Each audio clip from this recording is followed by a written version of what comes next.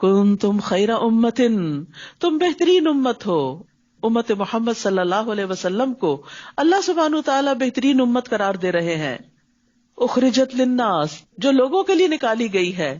پیغمبروں کی آمد کا سلسلہ ختم ہو چکا ہے، اس کے بعد پیغمبروں والا کام یعنی لوگوں کو نیکی کی طرف بلانا، اللہ کی طرف بلانا، خیر کے کاموں کی طرف بلانا، اب یہ اس امت کی ذمہ داری ہے.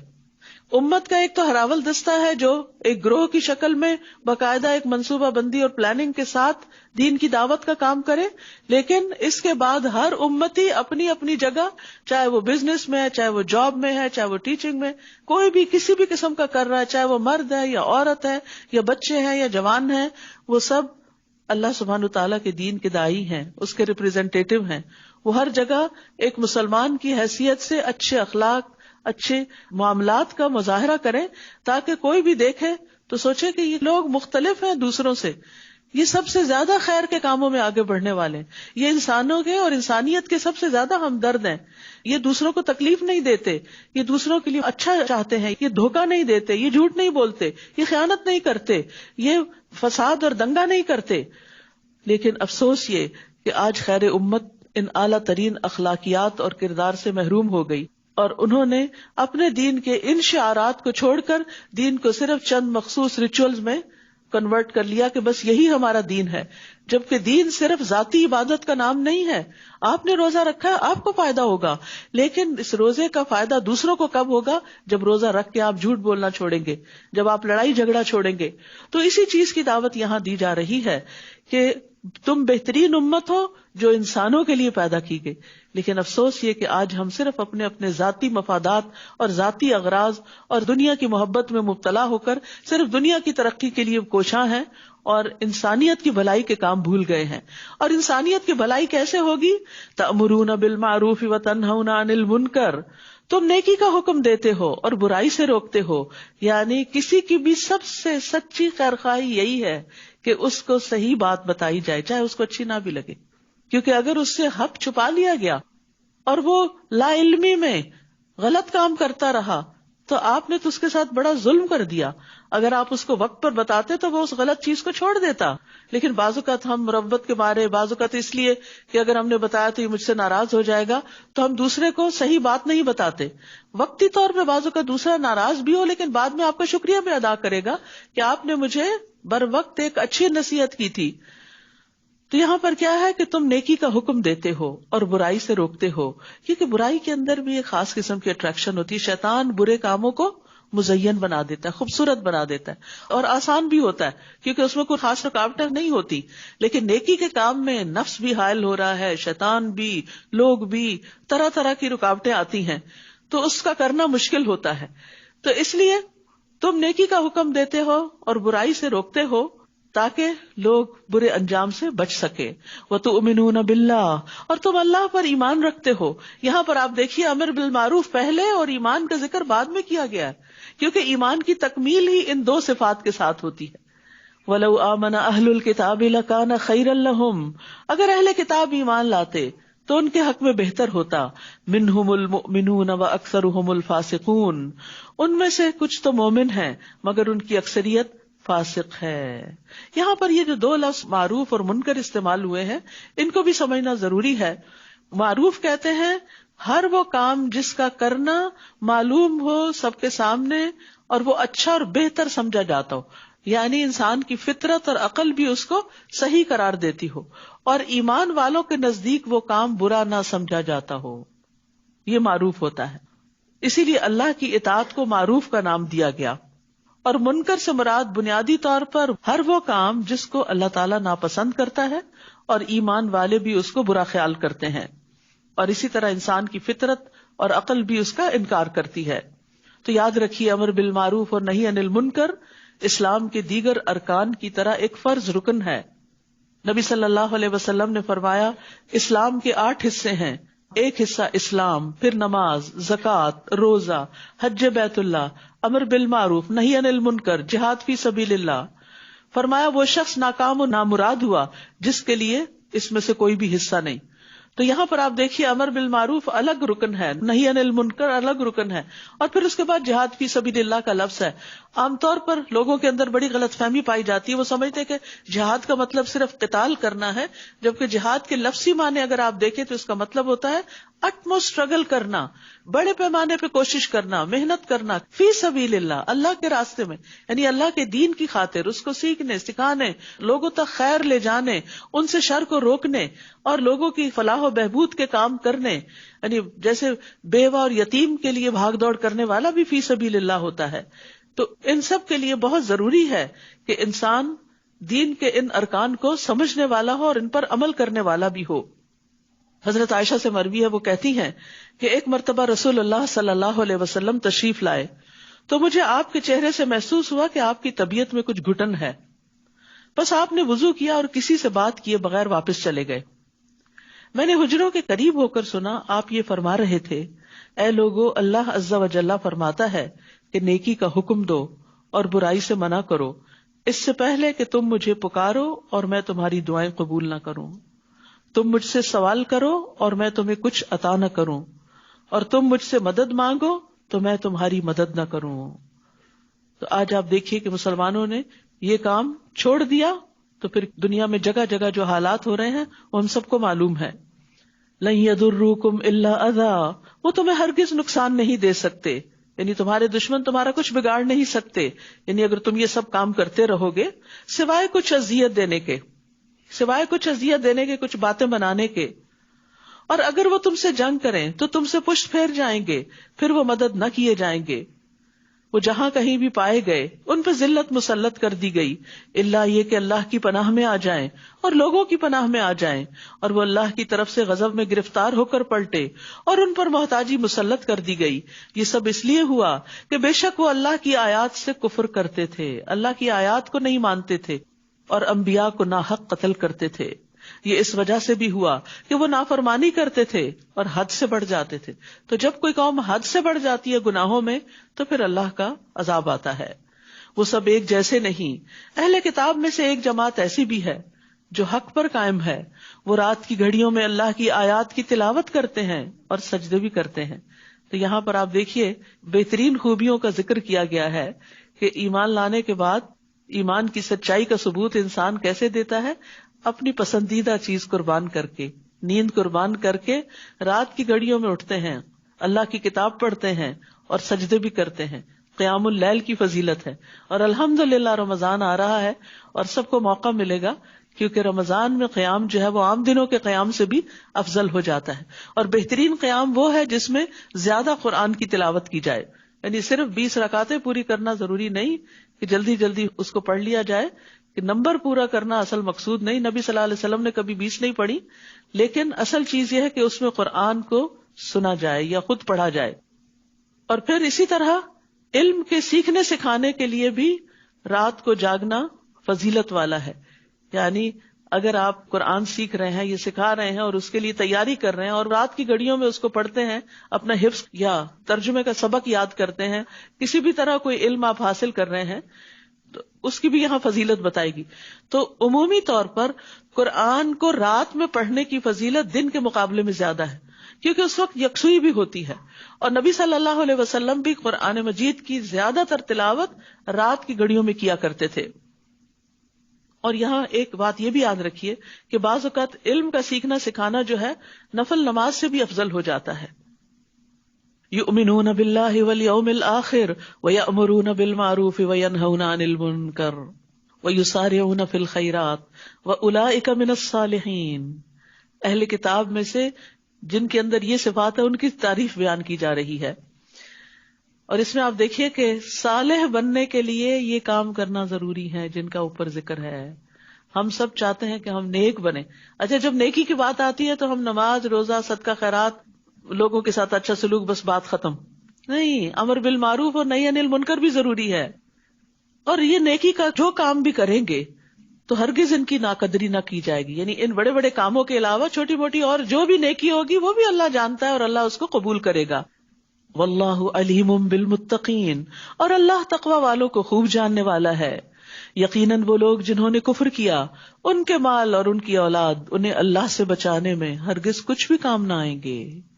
انسان ان نیک کاموں کو کیوں چھوڑتا ہے؟ کیونکہ مال اور اولاد آڑے آتی ہے. ان کے پیچھے بھاگتا ہے. فرمایا وہ کام نہیں آئیں گے. اور یہی لوگ آگ کے ساتھی ہیں, وہ اس میں ہمیشہ رہنے والے ہیں. اس دنیا میں جو کچھ وہ خرچ کرتے ہیں اس کی مثال اس ہوا کی طرح ہے جس میں سخت سردی ہو, جو ایسی قوم کی کھیتی کو جا پہنچے جنہوں نے اپنے نفسوں پہ ظلم کیا, پھر وہ اس کھیتی کو برباد کر دے. اور اللہ نے ان پر ظلم نہیں کیا لیکن وہ خود اپنے نفسوں پہ ظلم کرتے ہیں. مطلب یہ ہے کہ جو لوگ آخرت کو بھول کر, اپنی ذمہ داریوں کو بھول کر صرف مال کمانے پر اور مال کو اپنی پسند کی جگہوں پہ خرچ کرنے پر اور کبھی کبھار کسی خیراتی کام میں بھی خرچ کرنے پر لگاتے ہیں, تو وہ دیر پا فائدوں کا حامل نہیں. دنیا میں تھوڑی سی رونق آئے گی, پھر جلد ہی دنیا کا مال بھی ختم ہوگا اور آخرت میں تو کچھ ہے ہی نہیں. تو اس سے یہ پتا چلتا ہے کہ گناہ جو ہیں مصائب کا سبب ہیں, گناہ ہلاکت کا سبب ہیں, گناہ اپنی جان پہ ظلم کرنا ہے. وَمَا ظَلَمَهُمُ اللَّهُ وَلَٰكِنْ أَنفُسَهُمْ يَظْلِمُونَ. تو آپ دیکھیے یہاں پر کتنی اہم بات کی گئی کہ جو لوگ صرف اس دنیا کی زندگی میں مال خرچ کرتے رہتے, رنگ رنگ کے لباس خرید لیے, رنگ رنگ کے جوتے, کچھ لوگوں کو کپڑے بنانے کا کریز ہوتا ہے, ایک کے بعد ایک جوڑا, ایک ڈیزائنر دوسرا ڈیزائنر, یہ ٹرائی کرو وہ. کچھ لوگوں کو مزے مزے کے کھانے کا کریز ہوتا ہے, وہ اپنی آمدنی کا ایک بڑا حصہ مختلف ریسٹورینٹس میں مزے مزے کے کھانے میں ہی لگا دیتے ہیں, اور کسی غریب رشتہ دار اور کسی اور کا کوئی حق انہیں یاد نہیں ہوتا. کچھ لوگوں کو صرف نئے نئے جوتے خریدنے کا شوق ہوتا, مہنگے ترین جوتے خرید کر گھر بھر لیتے ہیں. تھوڑے سے بھی پیسے جمع ہوئے, چلو ہالیڈیز پہ چلتے ہیں, سب لٹا کے آ گئے. جتنا بھی مال ہے وہ سارے کے سارے صرف دنیا کی لذت میں خرچ ہو رہا ہے, آخرت کے لیے خرچ نہیں کر رہے. کہا کہ یہ سب کچھ ادھر ہی برباد ہو جائے گا, آگے کچھ نہیں ملے گا, آگے وہ ملے گا جو آگے بھیجیں گے. اے لوگوں جو ایمان لائے ہو, اپنے علاوہ دوسروں کو اپنا رازدار نہ بناؤ, وہ تمہیں کسی خرابی میں مبتلا کرنے میں کمی نہ کریں گے. وہ دل سے چاہتے ہیں کہ تم کسی مشکل میں پڑو, یعنی تمہارے حاسد. یقیناً بغض ان کے منہوں سے ظاہر ہو چکا ہے, اور جو ان کے سینے چھپاتے ہیں وہ تو اور بھی زیادہ بڑا ہے. یقیناً ہم نے تمہارے لیے نشانیاں کھول کر بیان کر دی ہیں اگر تم عقل رکھتے ہو.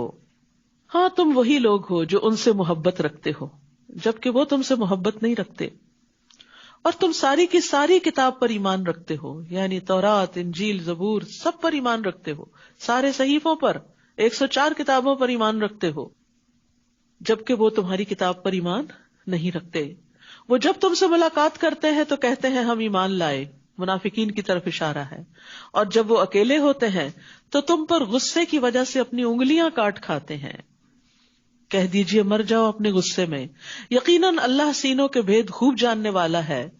اگر تمہیں کوئی بھلائی پہنچے تو وہ انہیں بری لگتی ہے, حاسد جو ہیں, اور اگر تمہیں کوئی برائی پہنچے تو وہ اس پہ خوش ہوتے ہیں. ایسا کون کرتا ہے جو کسی کی تکلیف پہ خوش ہو, جو اندر سے انتہائی گھٹیا انسان ہو؟ یہ گھٹیا پن کی علامت, یہ منافقت کی علامت ہے کہ دوسرے کی تکلیف پہ خوش ہونا اور اس کی خوشی پہ ناراض ہونا. جو مومن ہوتا ہے وہ دوسرے کی خوشی پہ خوش ہوتا ہے اور دوسرے کی تکلیف پہ تکلیف محسوس کرتا ہے. ایسی صورت میں اگر تم صبر کرو اور تقوی اختیار کرو تو ان کی چال تمہیں کچھ بھی نقصان نہ دے گی. سبحان اللہ. کوئی آپ سے حسد کر رہا ہو, کوئی آپ کا برا چاہتا ہو, تو آپ جواب میں کیا کریں؟ اللہ سبحانہ وتعالیٰ نے طریقہ بتا دیا, صبر اور تقوی. صبر کیا ہے؟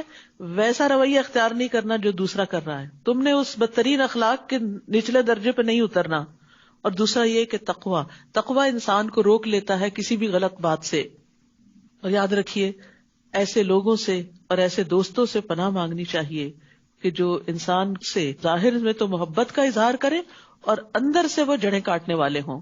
اللہم انی اعوذ بک من جار السوء ومن زوج تشیبنی قبل المشیب ومن ولد یکون علی ربا ومن مال یکون علی عذابا ومن خلیل ماکر عینہ ترانی وقلبہ یرعانی ان رأى حسنة دفنها واذا رأى سیئة اذاعها.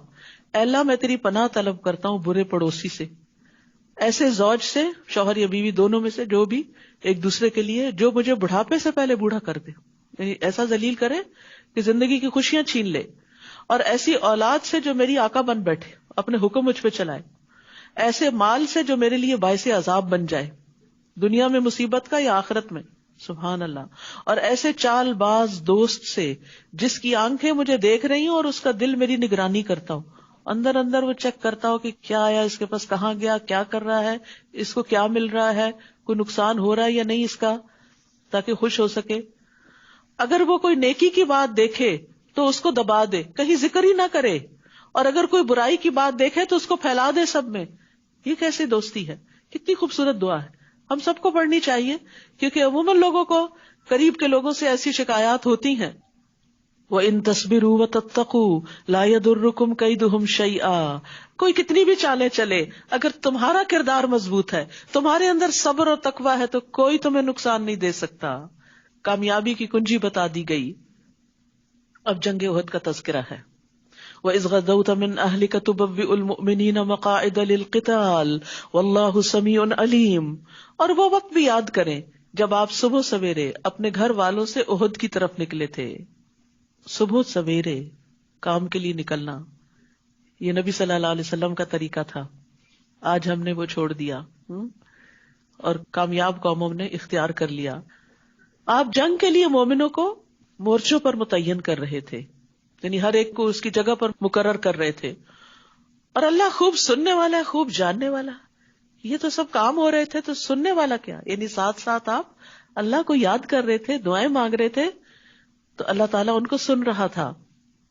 جب تم میں سے دو گروہوں نے ہمت ہارنے کا ارادہ کیا اور اللہ ان دونوں کا مددگار تھا, اور اللہ ہی پر مومنوں کو توکل کرنا چاہیے. ہوا یہ تھا کہ جب مسلمان جنگ کے لیے احد کی طرف نکلے تو راستے میں عبداللہ بن ابی اپنے 300 لوگوں کو لے کے الگ ہو گیا, تو باقی 700 رہ گئے, اور دشمن کے مقابلے میں یہ تعداد تھوڑی تھی. مخلص مسلمان بھی پریشان ہوئے, اور کچھ لوگوں نے ہمت ہار دی. انہوں نے سوچا اب تو جنگ کے لیے نکلنے کا کوئی فائدہ نہیں, اب تو شکست سامنے نظر آ رہی ہے. تو انہوں نے جب دل چھوٹا کیا تو اللہ سبحانہ وتعالیٰ نے ان کا دل بڑھا دیا, مضبوط کر دیا. لیکن ان کے دل کا حال یہاں بیان بھی کر دیا. تم نے ہمت کیوں ہاری, حالانکہ یقینی طور پر اللہ بدر میں تمہاری مدد کر چکا تھا جبکہ تم اس وقت کمزور تھے. بس اللہ کا تقوی اختیار کرو تاکہ تم شکر ادا کر سکو. یعنی اگر اس وقت اللہ نے کم اسباب کے ساتھ مدد کی تو اللہ اب بھی کم اسباب کے ساتھ مدد کر سکتا ہے. اصل مدد اللہ کی طرف سے آتی ہے. مومن صرف اسباب پہ بھروسہ نہیں کرتا, اسباب اختیار کرتا ہے. بھروسہ اور توکل اس کا اللہ پر ہوتا ہے. دعائیں وہ اللہ سے مانگ رہا ہوتا ہے, کوشش کے ساتھ اللہ سبحانہ تعالیٰ کی طرف راغب رہتا ہے. جب آپ مومنوں سے کہہ رہے تھے کیا تمہیں یہ خوشخبری کافی نہیں کہ تمہارا رب اتارے ہوئے 3000 فرشتوں سے تمہاری مدد کرے؟ کیوں نہیں, بلکہ اگر تم صبر کرو گے اور تقوی اختیار کرو گے اور وہ دشمن تمہارے پاس اپنے جوش سے آئے تو تمہارا رب بھی 5000 نشان لگائے ہوئے فرشتوں سے تمہاری مدد کرے گا. یعنی اللہ کی مدد اسی اعتبار سے آتی ہے جس اعتبار سے ہمارے اندر جوش جذبہ ہوتا ہے. اور اللہ نے اس مدد کو تمہارے لیے خوشخبری ہی بنا دیا, اور تاکہ تمہارے دل اس سے مطمئن ہو جائیں. اور مدد تو بس اللہ ہی کے پاس سے ہے جو بہت زبردست, بہت حکمت والا ہے. اور یہ مدد اس لیے بھی آئی تاکہ وہ کافروں کا ایک حصہ کاٹ دے یا وہ انہیں ذلیل و پسپا کر دے تو وہ نامراد ہو کر لوٹ جائیں. یعنی جو اہل مکہ جنگ کے لیے آئے ہوئے تھے وہ ناکام ہو کے واپس جائیں. آپ کے لیے اس معاملے میں سے کچھ بھی اختیار نہیں, خواہ وہ ان پر مہربان ہو جائے یا وہ انہیں عذاب دے, کیونکہ یقیناً وہ ظالم ہے. یعنی جنگ احد میں جب بھگدڑ مچی نبی صلی اللہ علیہ وسلم کے حکم کی خلاف ورزی کی وجہ سے, تو اس پر دشمنوں نے جو پیچھے سے اچانک حملہ کیا, نبی صلی اللہ علیہ وسلم کو بھی گھیرے میں لیا, اور آپ پر جو وار ہوا اس سے آپ کا رباعی دانت ٹوٹا, آپ کے سر میں زخم لگا. آپ اپنے سر سے خون پوچھ رہے تھے اور فرما رہے تھے وہ قوم کیسے فلاح پائے گی جس نے اپنے نبی کے سر پر زخم لگا دیا اور اس کا دانت توڑ دیا, جبکہ وہ انہیں اللہ کی طرف بلا رہا تھا. اور یہ مشرکین مکہ کی طرف آپ کا اشارہ تھا جنہوں نے آپ کو تکلیف دی تھی. تو اس وقت اللہ سبحانہ وتعالیٰ نے آیت نازل فرمائی کہ اس معاملے میں آپ کے ہاتھ میں کچھ نہیں. آپ کہہ رہے ہیں کیسے فلاح پائے گی, یہ تو اللہ کا کام ہے کہ انہیں ایمان کی دولت دے دے اس غلطی اور گناہ کے بعد بھی, یا ان کو عذاب دے کہ وہ ظالم ہیں. یعنی بندوں کو ہدایت دینا چاہے وہ کتنے ہی حق سے دور چلے گئے ہوں, یہ اللہ کا کام ہے. کسی بھی انسان کو ججمنٹل نہیں ہونا چاہیے, اچھا فلاں وہ تو ضرور ایسا ہوگا. نہیں, ہر انسان کے اندر خیر ہے, آپ کو نہیں پتا کون کس وقت اللہ کا محبوب ترین بندہ بن جائے. اور اللہ ہی کے لیے ہے جو کچھ آسمانوں میں ہے اور جو کچھ زمین میں ہے، اور جسے وہ چاہتا ہے بخش دیتا ہے اور جسے وہ چاہتا ہے عذاب دیتا ہے، اور اللہ بہت بخشنے والا ہے، نہایت رحم کرنے والا ہے۔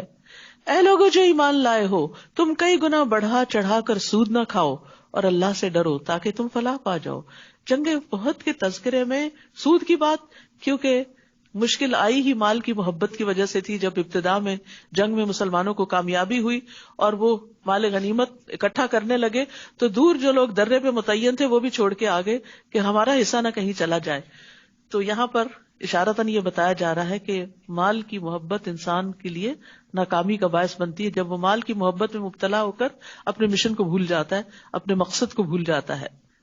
اور ڈرو اس آگ سے جو کافروں کے لیے تیار کی گئی ہے، اور اطاعت کرو اللہ اور رسول کی تاکہ تم پر رحم کیا جائے۔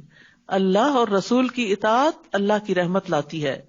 اور جلدی کرو اپنے رب کی بخشش کی طرف اور اس جنت کی طرف جس کی چوڑائی آسمانوں اور زمین کے برابر۔ صرف دنیا کے چھوٹے چھوٹے گھروں کے لیے اپنی ساری زندگیاں کھپا دیتے ہو، اس بڑی جنت کے گھر کی طرف بھی توجہ کرو جو متقی لوگوں کے لیے تیار کی گئی ہے۔ رسول اللہ صلی اللہ علیہ وسلم نے فرمایا، جنت کے ایک کنارے سے دوسرے کنارے تک 40 سال کی مسافت ہے، اتنا بڑا گھر۔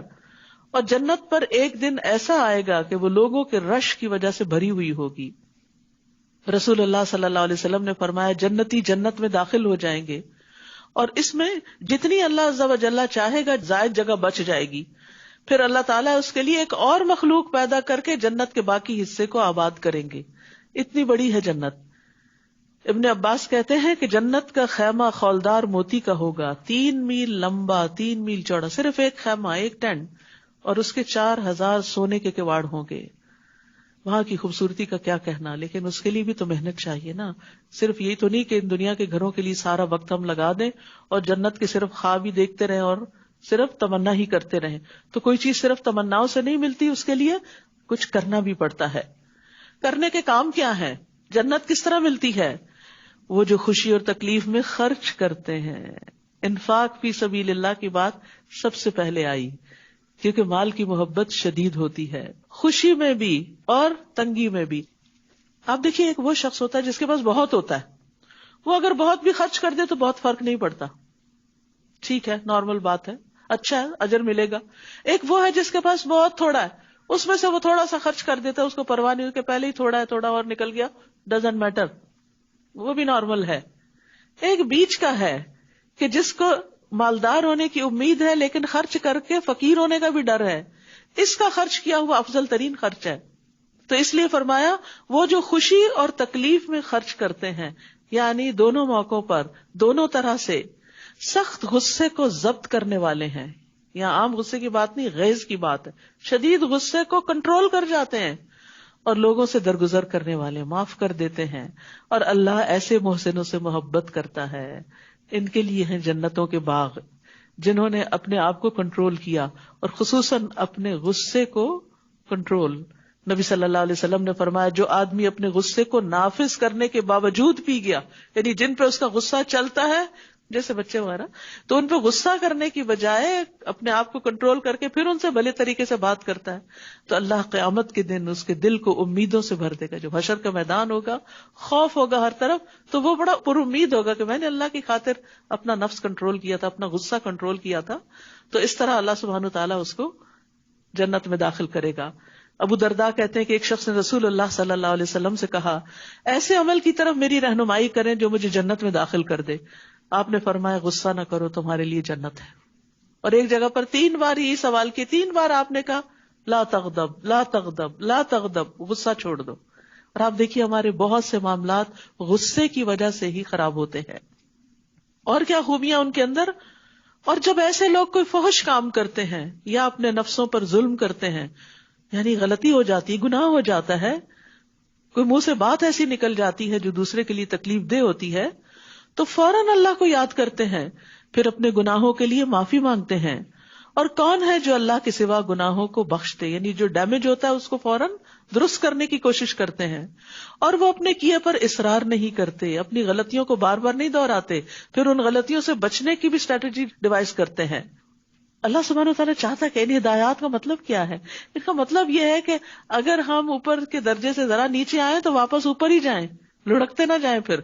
کیونکہ انسان جب ایک گناہ کرتا ہے پھر دوسرا، تو ایک گناہ دوسرے کو کھینچ لاتا ہے اور انسان کے اندر سے حیا نکل جاتی ہے. وہ کہتا ہے میں تو ہوں ہی برا، سو وٹ، میں اور بھی چند برائیاں کر لوں.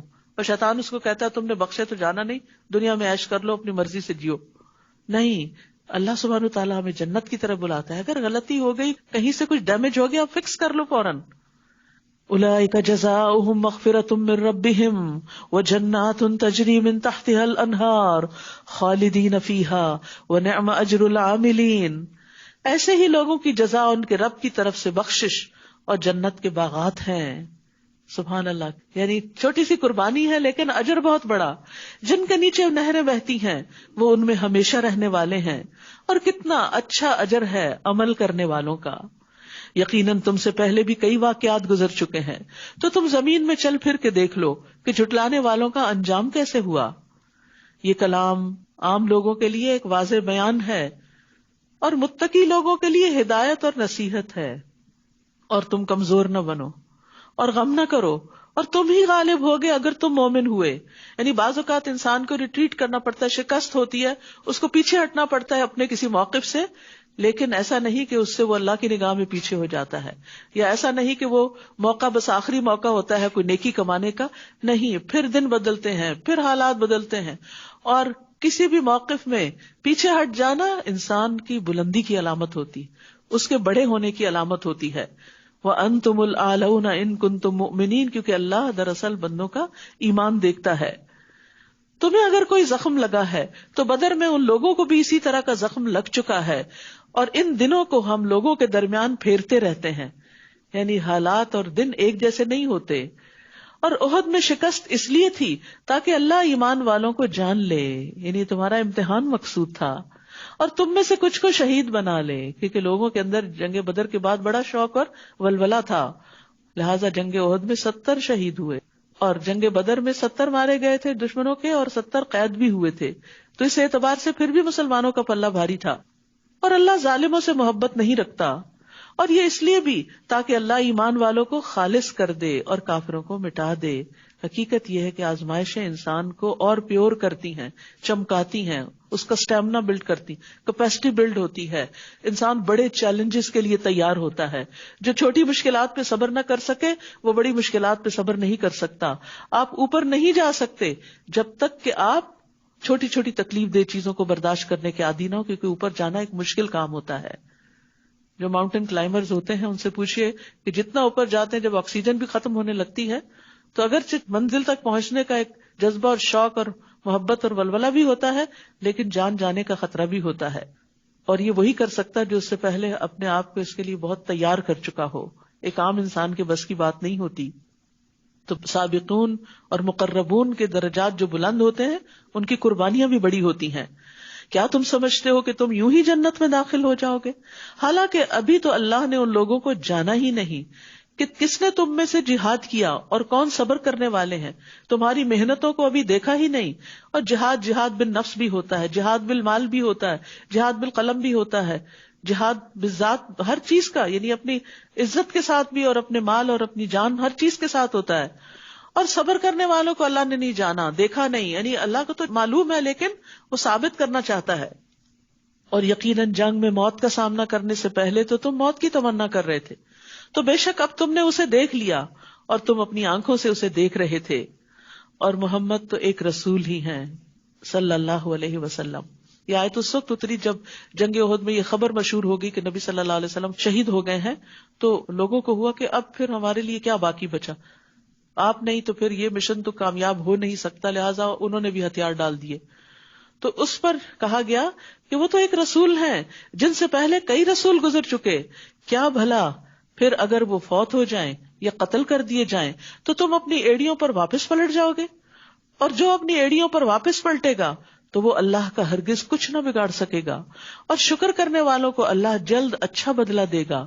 یعنی تم ایک لیڈر کی خاطر نہیں لڑ رہے، تم صرف اللہ رب العزت کی خاطر، اس کے کلمے کی خاطر فی سبیل اللہ اس جگہ پر آئے ہو.